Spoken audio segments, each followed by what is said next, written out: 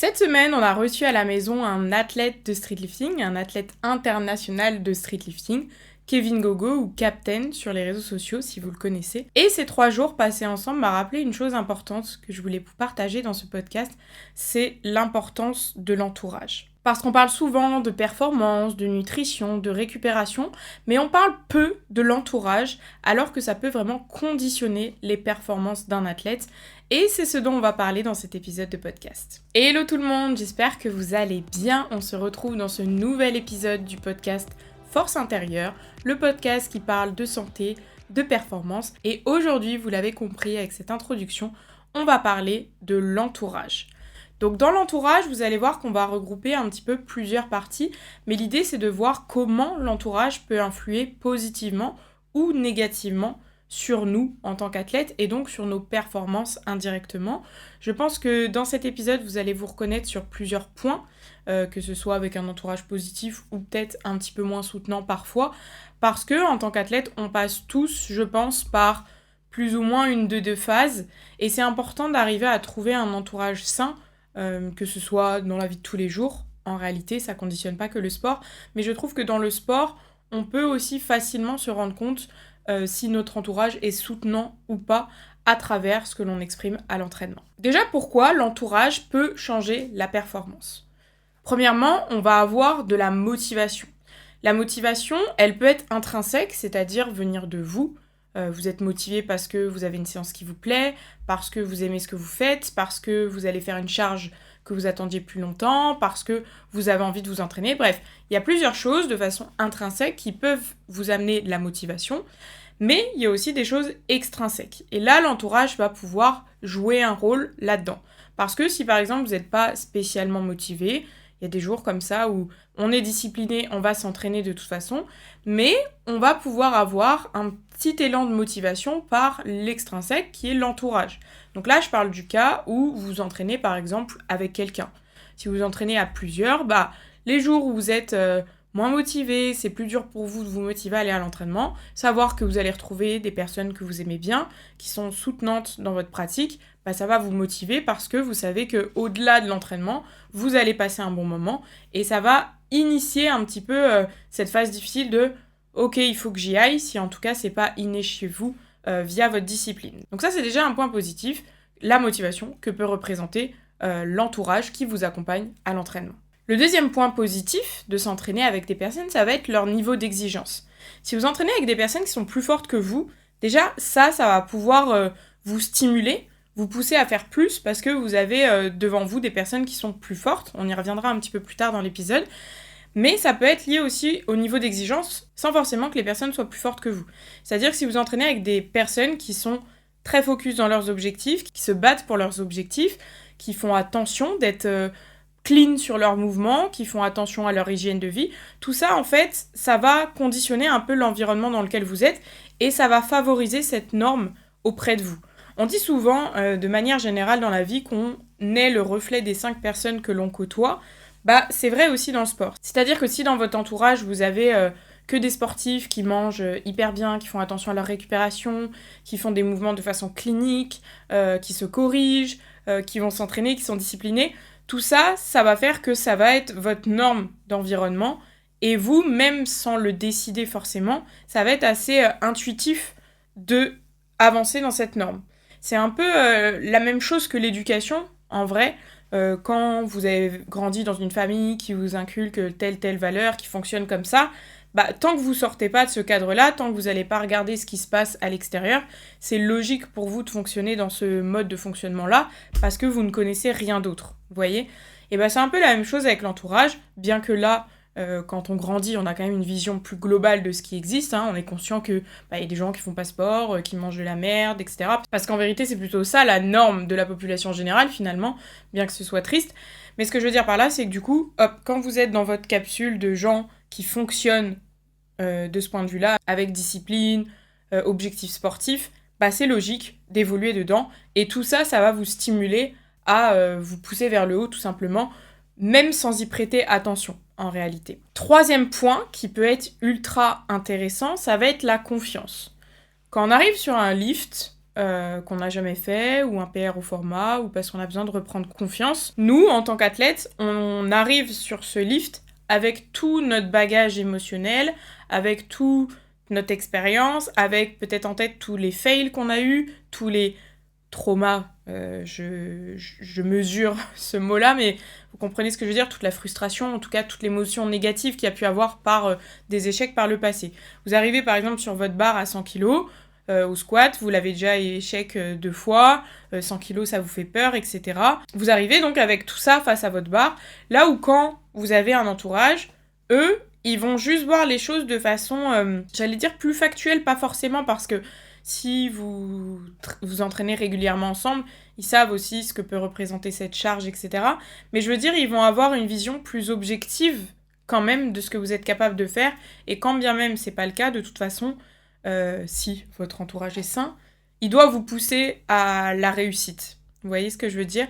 Ce qui fait que quand vous allez arriver sur votre barre de 100 kg, bah, si vous avez des personnes comme ça avec vous, elles vont vous répéter que c'est facile, que vous pouvez le faire, et en vérité, elles vont voir souvent le potentiel que vous avez avant même que vous arriviez à l'exprimer, parce que elles ont été là sur chaque entraînement, elles ont vu à quel point vous vous êtes démené sur les renfos, à quel point vous avez suivi votre prog avec rigueur, à quel point vous faites attention à votre hygiène de vie, tout ça. Et ça, même si on le sait en tant qu'athlète, bah, comme je dis, on arrive avec son bagage émotionnel, avec ses peurs, ses croyances, et ça peut empiéter sur la factualité de « je m'entraîne pourtant bien, j'ai respecté la prog, et il n'y a aucune raison que j'échoue cette barre ».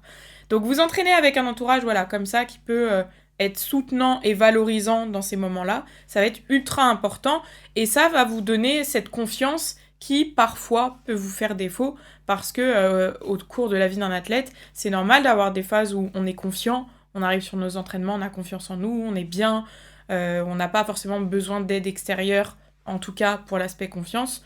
Et il y a des autres phases dans la vie d'un athlète où on a un peu plus de doute, un peu plus de peur, un peu plus d'appréhension pour certaines charges. Et c'est intéressant dans ces moments-là d'avoir du coup un entourage qui nous fait basculer vers cette version de nous qui a un petit peu plus confiance pour pouvoir appréhender une charge ou un entraînement. Un point important également d'avoir un bon entourage, ça va être sur l'aspect récupération. Pourquoi ? Parce que quand on est un sportif, bah, si on veut performer à l'entraînement, on a besoin de bien dormir, de bien manger, de bien boire, en tout cas de gérer sa récupération dans sa globalité.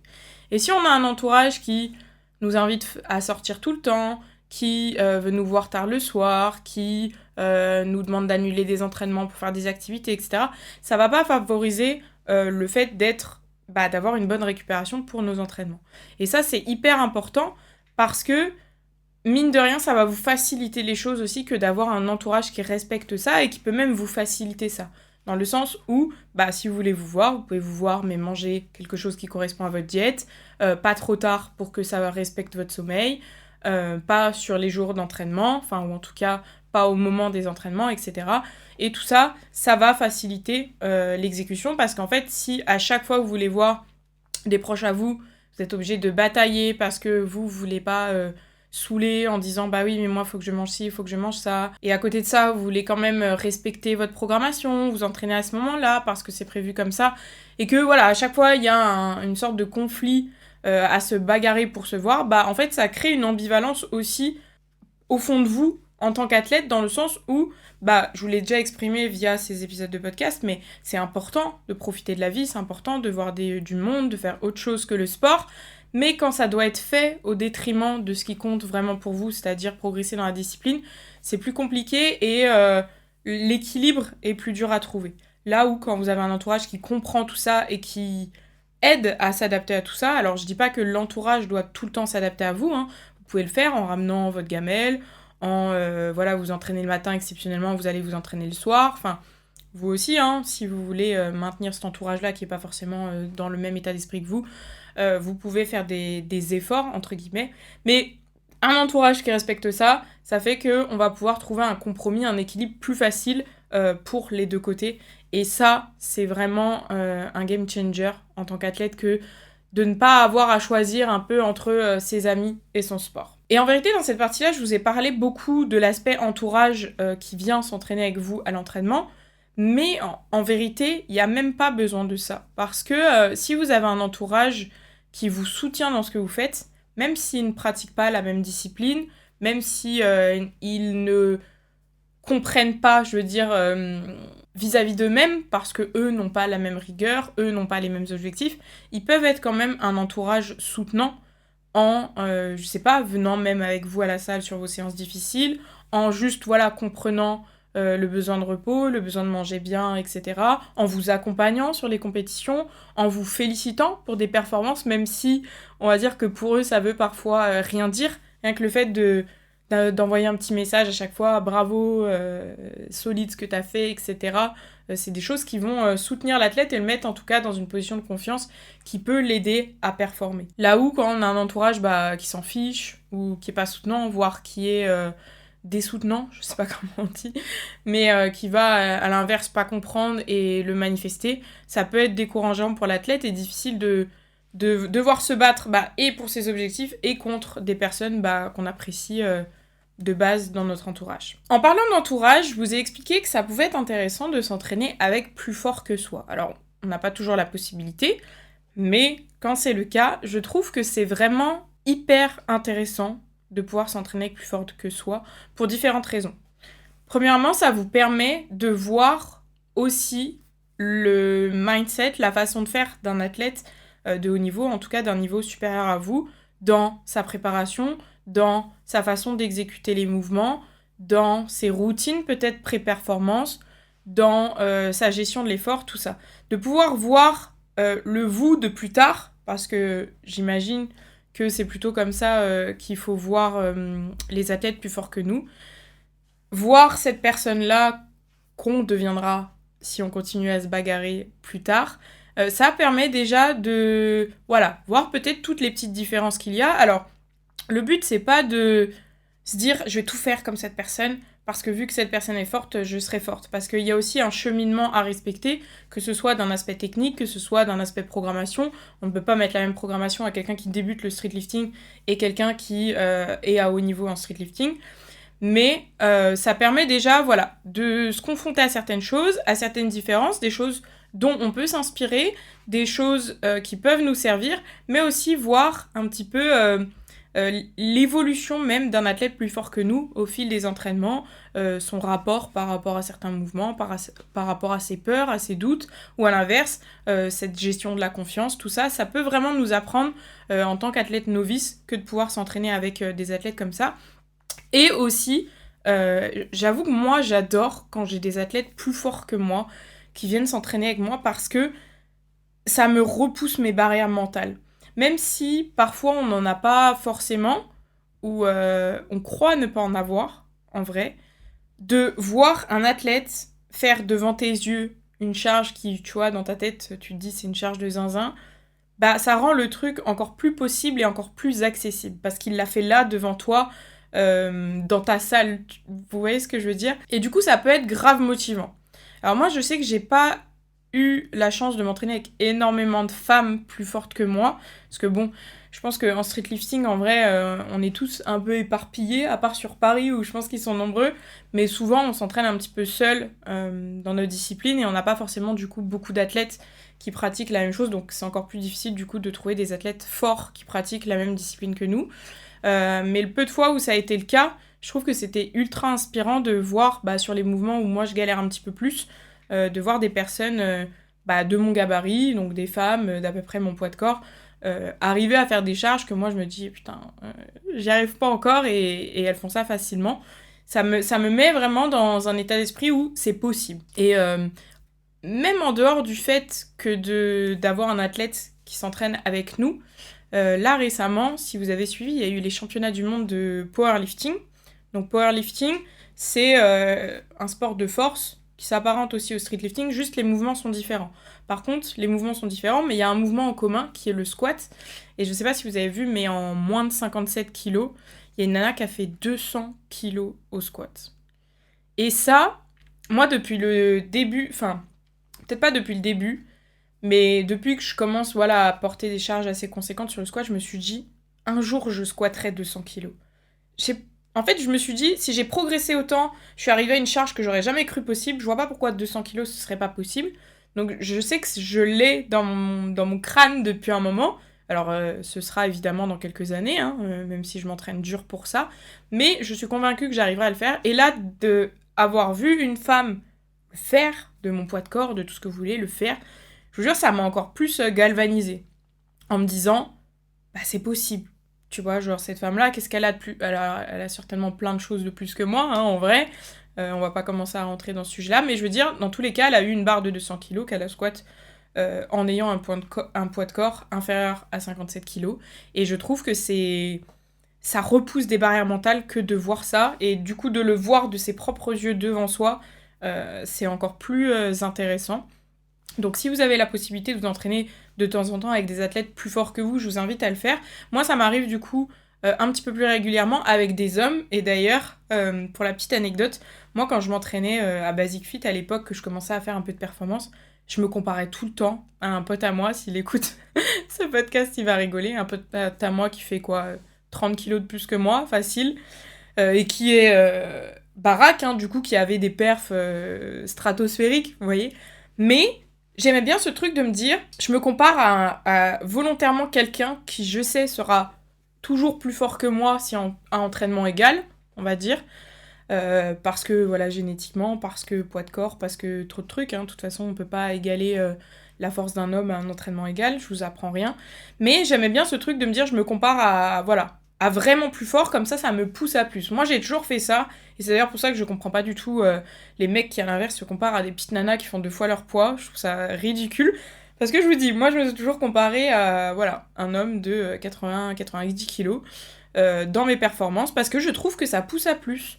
Ça pousse à plus, et même si on n'est pas fait de la même manière, si on n'a pas besoin des mêmes choses d'entraînement, même si c'est complètement différent, bah, de voir que quelqu'un peut le faire, je sais pas, c'est comme si je pouvais le faire. Je le voyais, je vous dis, hein, je le voyais bench 150, j'étais en mode, bah, why not?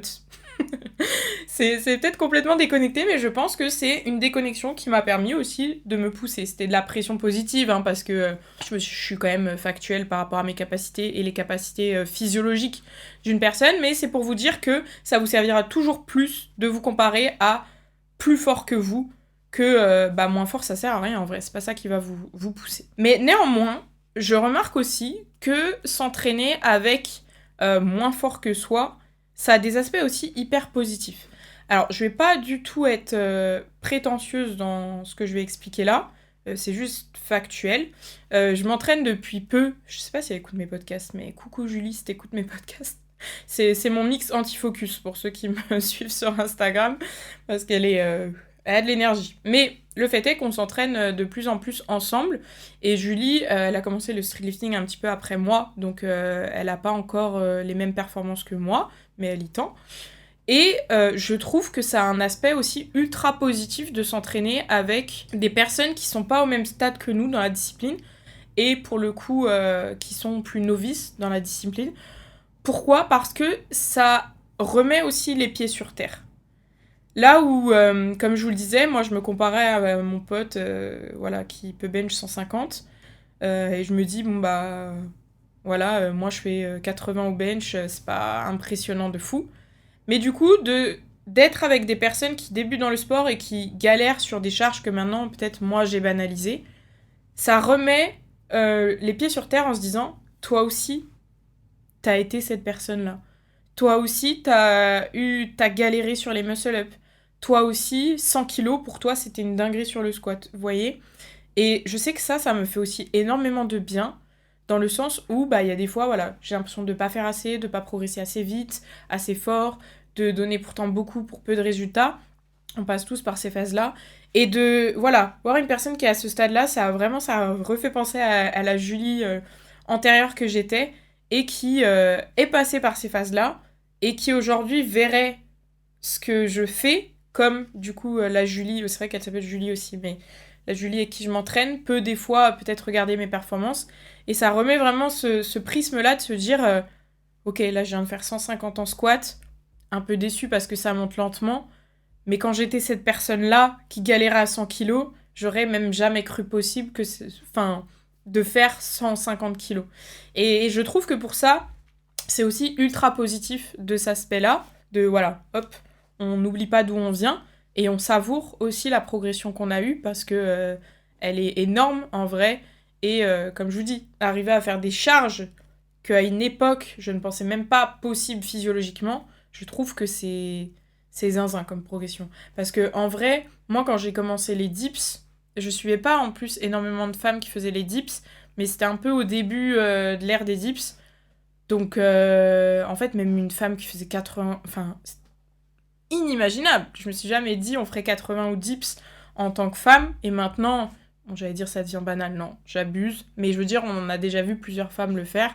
Ça se démocratise un petit peu plus. Et moi, je suis persuadée à l'heure d'aujourd'hui que dans quelques années, 100 kilos dips pour une femme, ce sera de plus en plus récurrent aussi.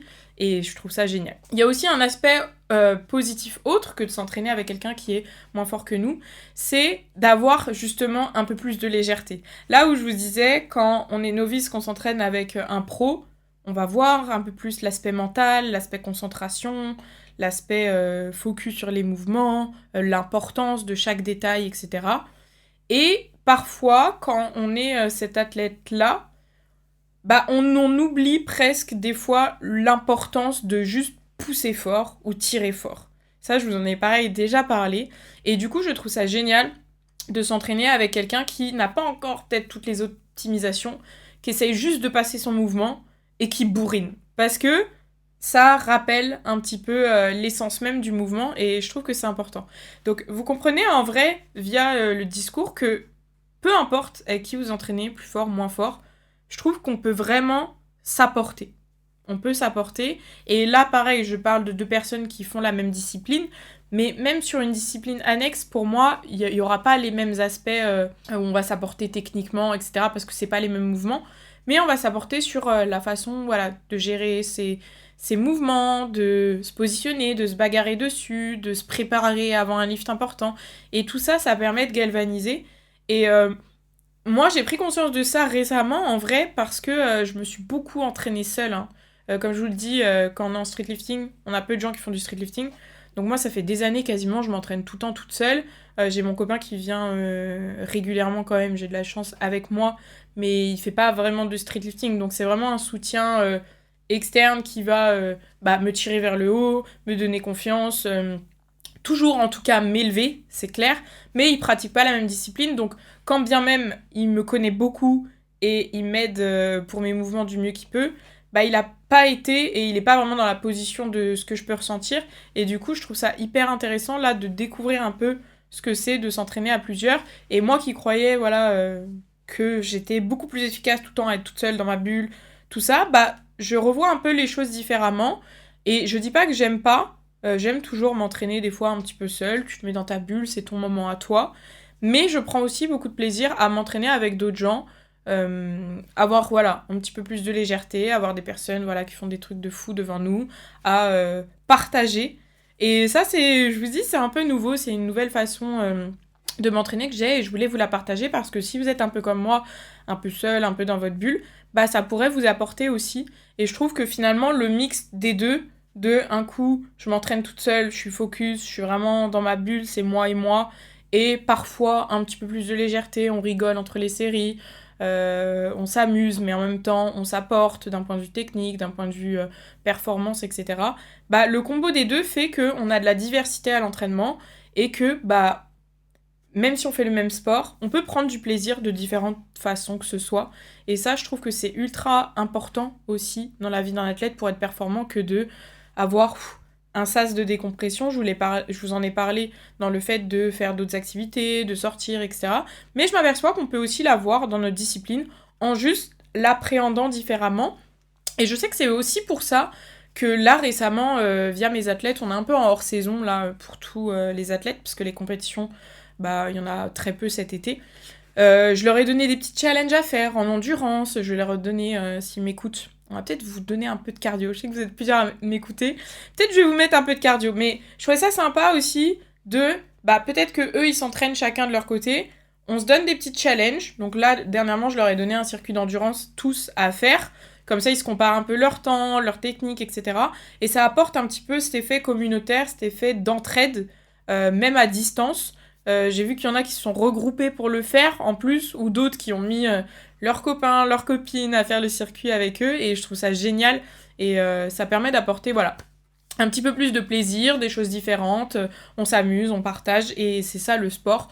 Donc je suis contente d'avoir un petit peu découvert ce prisme-là, même si je l'avais déjà expérimenté, mais plus via les compétitions, peut-être moins à l'entraînement ou de façon plus ponctuelle, et du coup de l'apporter à mes athlètes. L'aspect intéressant aussi de pouvoir s'entraîner avec des personnes qui pratiquent notre discipline, c'est vraiment de parler le même langage. Et je sais que ça m'avait frappé, c'était sur ma première compétition, parce que sur la première compétition, on se retrouve tous entre athlètes de la même discipline, et du coup, on parle le même langage. C'est-à-dire que on parle RPE, on parle du même langage, on parle de telle charge sur tel mouvement, on parle le même langage, on parle de serrer les anneaux, d'écarter les anneaux, de pousser, on parle de protraction scapulaire, enfin, on parle le même langage technique, et je trouve ça ultra intéressant que de pouvoir communiquer là-dessus, parce que et visuellement on peut s'apporter en mode ah tiens là moi j'ai vu que t'as pas écarté les anneaux,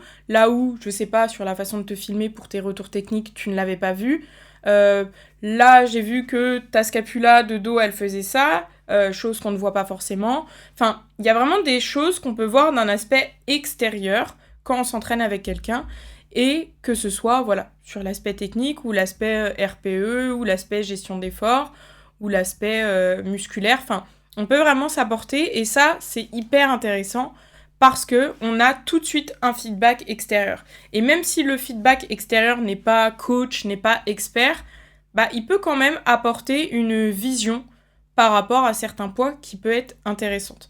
Alors le but c'est de pas non plus tout mélanger, parce que le risque vis-à-vis de ça, c'est d'avoir au final 50 feedbacks. Quand vous avez un coach, les coachs techniques, les retours techniques, tout ça, faites confiance à votre coach.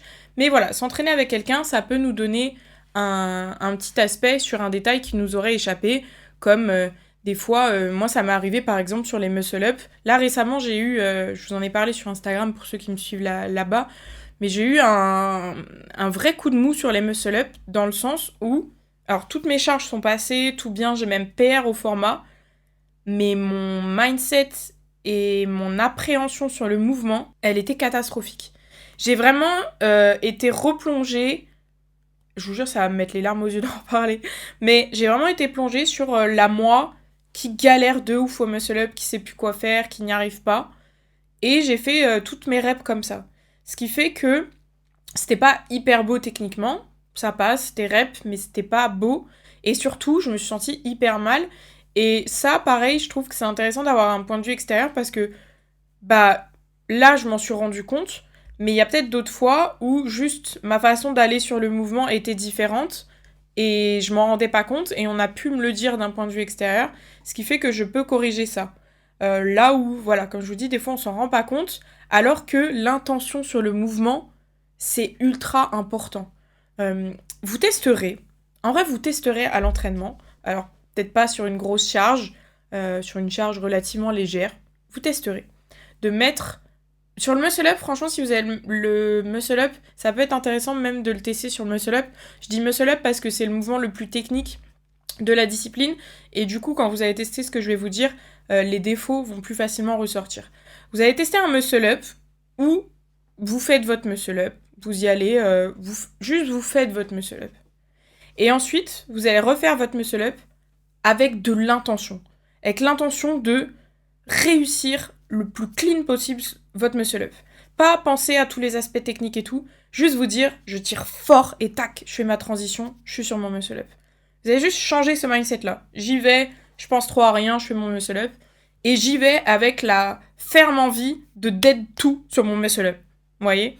Vous testerez et vous me direz les différences que vous avez pu constater, parce que vous allez voir, il y en a. Et en vrai, c'est valable sur tous les mouvements. Je vous dis juste, je trouve que ça ressort un peu plus sur le muscle-up, mais peut-être que je dis ça parce que c'est aussi le mouvement pour lequel j'ai un petit peu plus de difficultés. Je pense que sur le squat, ça peut bien ressortir aussi de mettre de l'intensité, parce que sur le squat, on sait qu'il faut pousser, mais si on y va, juste on pousse, et on y va, on pousse très fort, je pense qu'on peut avoir une bonne diff, et c'est valable sur tous les mouvements. Donc limite, testez-le sur votre mouvement un petit peu moins...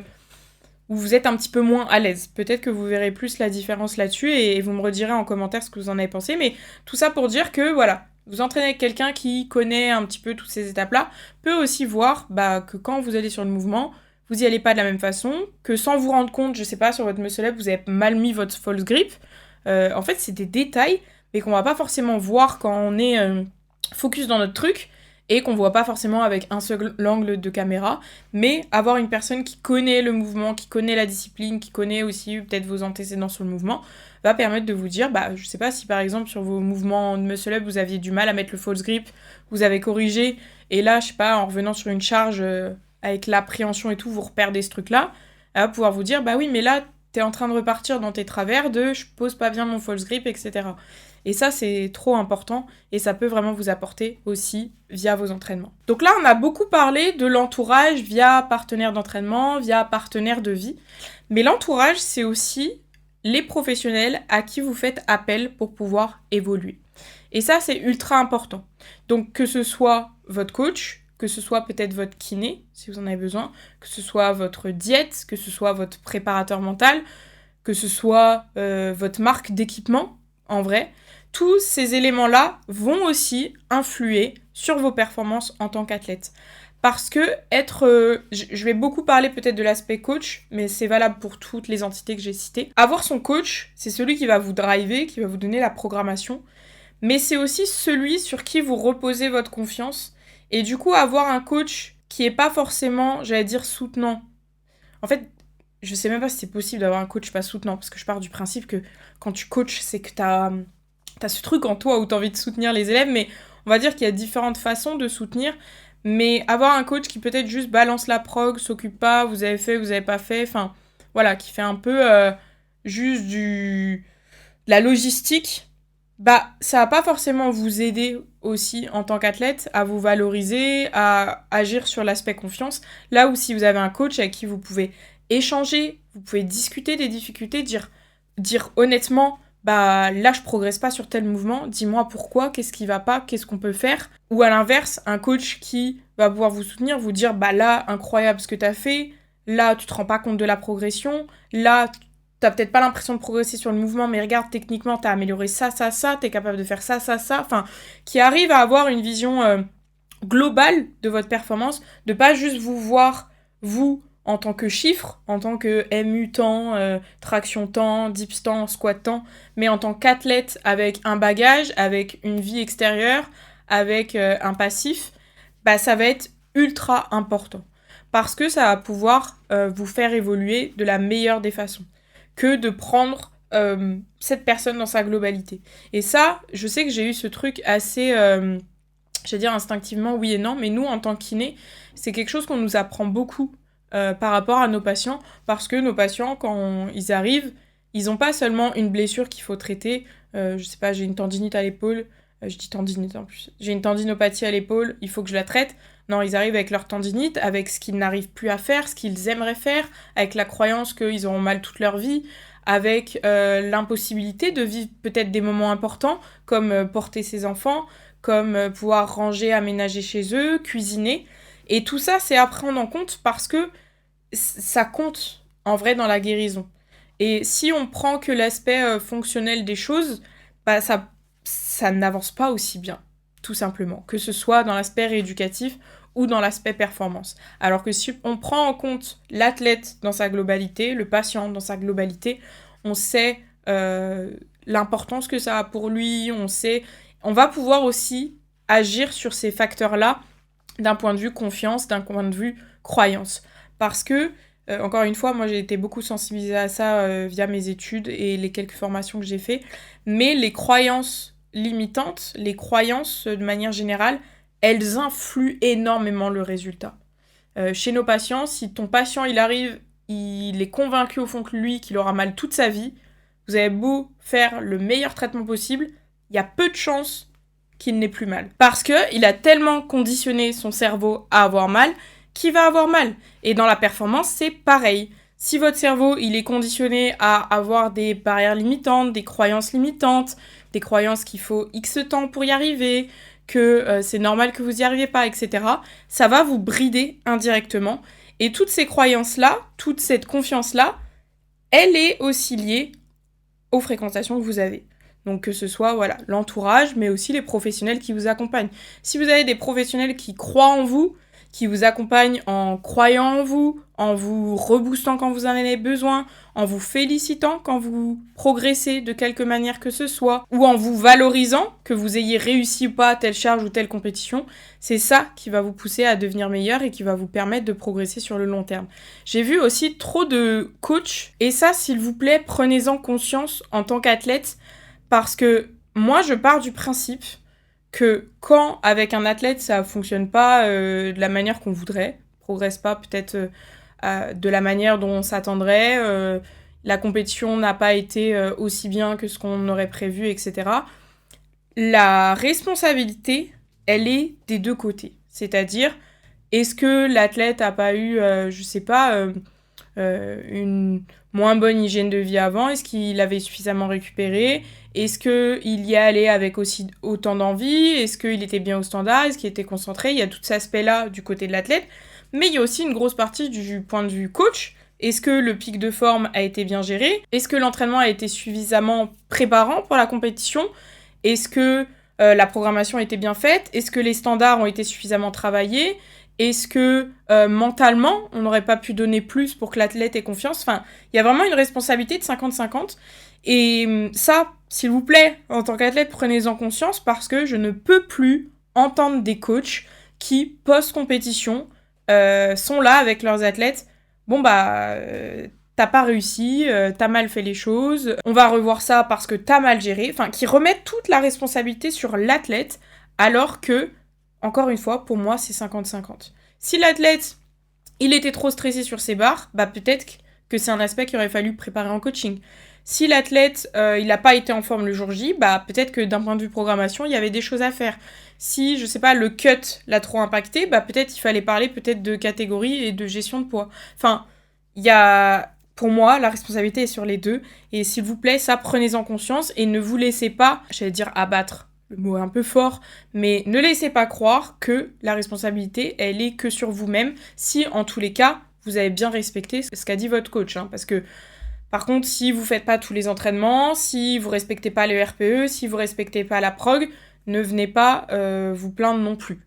Voilà. Parce que ça aussi, peut-être que ça fera l'objet d'un prochain épisode, mais l'honnêteté vis-à-vis des efforts qu'on fournit, c'est hyper important et on ne peut pas inculper la responsabilité au coach quand déjà on ne suit pas ce qu'il nous a mis. Donc ça, prenez conscience de ça et du coup, entourez-vous de personnes qui vont vous valoriser dans ce sens-là, qui vont pousser à mieux dans ce sens-là et qui se remettent en question par pitié parce que c'est comme ça qu'on avance. Quand il y a... Sur le parcours d'un athlète, c'est normal qu'il y ait des échecs, qu'il y ait des moments où ça se passe moins bien, mais ce qui est important, c'est d'arriver à l'analyser, de comprendre la responsabilité de chacun pour que la prochaine fois, ça ne puisse pas se reproduire ou que ça puisse s'améliorer. Et ça, c'est un travail de collaboration entre tout l'environnement qui peut vous accompagner en tant que professionnel. Encore une fois, là, je parle de l'aspect coach, mais il y a tout ce qui est aspect mental, qui est kinésithérapie, qui est alimentation, et vous-même en tant qu'athlète. Donc, vous l'aurez compris, pour pouvoir vous construire un entourage qui va favoriser la performance, ce qui va être important pour vous, c'est de vous entourer de bonnes personnes, ou en tout cas de personnes qui partagent votre vision du sport, qui partagent vos valeurs, et qui sont diplômés, ou en tout cas compétents dans ce qu'ils font. Donc ça, c'est tout sur l'aspect professionnel. Ça va être aussi de pouvoir s'entourer de personnes qui pratiquent la même discipline que nous. Et si c'est pas possible à l'entraînement, parce que dans votre salle, il y a personne qui fait votre discipline, ça peut être aussi via les réseaux sociaux. On crache beaucoup sur les réseaux sociaux d'un point de vue performance, un petit peu cacher la réalité, on voit que le bon côté, mais ça peut avoir aussi un bon côté de pouvoir justement se motiver, d'avoir quelques personnes avec qui on communique, avec qui on se partage nos performances, avec qui on se pousse à devenir meilleur. Et c'est le but aussi, par exemple, dans le groupe de coaching que j'ai, de pouvoir s'apporter, parce que je sais qu'il y en a qui s'entraînent de façon assez solitaire, qui n'ont pas forcément de gens proches d'eux, et de pouvoir partager dans le groupe, de pouvoir avoir des retours d'autres personnes, ça crée aussi un bloc de motivation qui est hyper important. Donc ça peut être comme ça peut être à l'entraînement si vous avez la possibilité de vous entraîner avec, ça peut être aussi de temps en temps en déplacement, si vous avez la possibilité de bouger, de venir quelques jours, comme là on a reçu Kevin, venir s'entraîner à Dijon. Ça rebooste aussi. Moi, quelquefois, j'ai fait ça sur Paris, par exemple. On s'entraîne avec des gens, voilà, qu'on voit de temps en temps, qu'on voit sur les compétitions. Ça fait du bien, ça remet un coup de boost. On garde aussi le contact après. Et tout ça, ça va pouvoir favoriser l'évolution. Ça peut être avec les personnes de votre entourage, j'allais dire faire le tri, oui et non. Je vais pas vous inviter à trier des personnes de votre entourage juste parce qu'ils ne comprennent pas votre sport, bien que je trouve que quand des personnes tiennent à vous, de quelque manière que ce soit, si votre sport représente une grosse partie, quelque chose de très important pour vous, ça me paraît assez logique et cohérent que ces personnes-là suivent le train, entre guillemets, ou en tout cas vous aident dans votre évolution via le sport parce que c'est finalement une part de vous. Et si les personnes vous aiment pour vous-même, elles doivent respecter vos choix, même si elles ne les comprennent pas forcément, ce que je peux comprendre. Hein. C'est pas évident pour quelqu'un de pas sportif de se dire on met tout en œuvre pour un sport, mais si la personne vous aime, elle doit être capable de comprendre ça. Donc aussi sélectionner les personnes qui vont être moteurs à votre réussite de manière générale, en fait c'est plus ça.